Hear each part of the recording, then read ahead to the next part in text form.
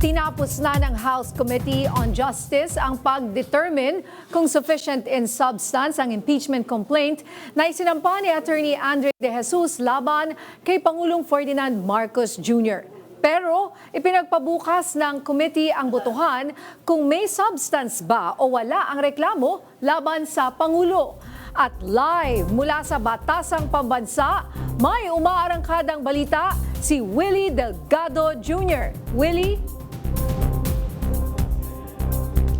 Ninya, bukas ay magkakaalaman na kung may sapat na sustansya ang reklamong impeachment na isinampa laban sa Pangulong Bongbong Marcos Jr. Kanina, tinapos na ng House Justice Committee ang pagdetermina kung sufficient in substance ang reklamo ng De Jesus o yung De Jesus complaint, pero hindi muna ito pinagbotohan. Magsasabayin kasi bukas sa Ninya ang botohan sa dalawang reklamo kung ito ba'y may sustansya itong De Jesus complaint at ang Masa complaint. 5 reklamo ang nilalaman ng De Jesus complaint ang pinagdebatihan kanina ng mga member ng House Justice Committee. Ito'y kinabibilangan ng kidnapping na may kinalaman sa pakikipagkutsabahan daw ng Pangulong BBM sa ICC para litisin ang dating Pangulong Rodrigo Duterte sa The Hague.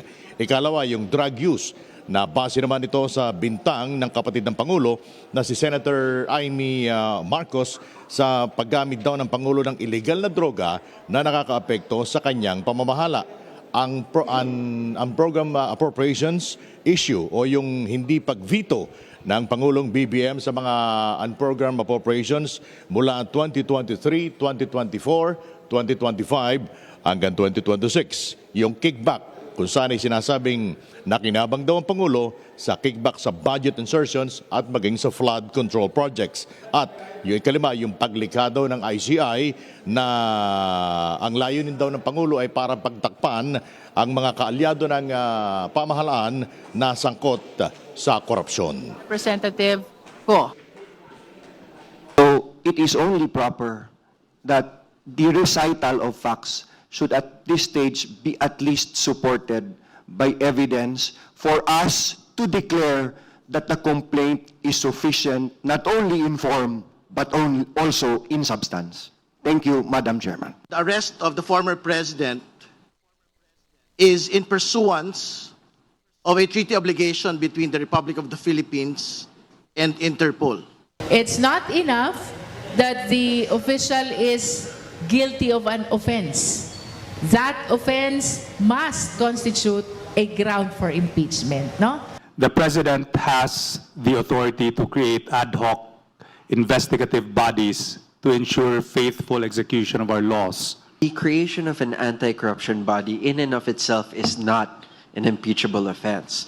Now, there's an assumption in this grounds that it was used for shielding. However, what we actually have evidence of in terms of the ICI's actions is that its investigation included both allies and non-allies alike. We are determining whether or not the question of personal knowledge and authentic records, specifically with respect to the attachments, should be considered in the determination of sufficiency in substance. Complainant attached copies of news articles containing reports on such statements of Senator Amy Marcos and forms part of the complaint.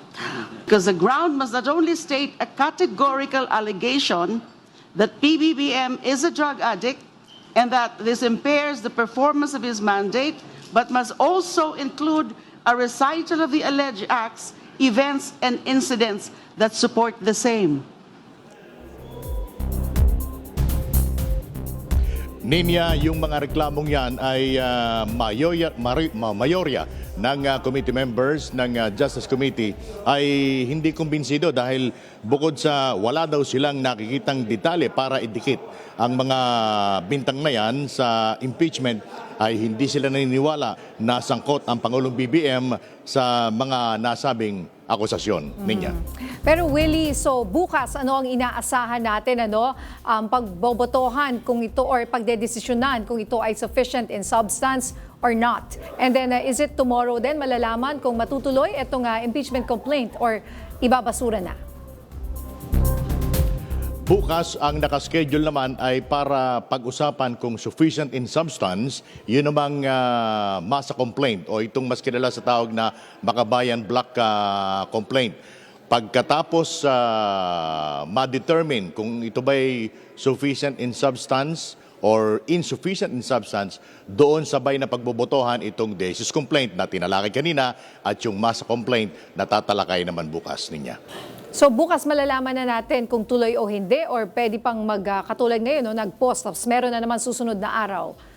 Willie? Magkakaalaman na bukas yan at yan ang ipinangako ng chairperson ng House Justice Committee na si Batangas Representative Jinky Luistro. Maraming salamat, Willie Delgado Jr.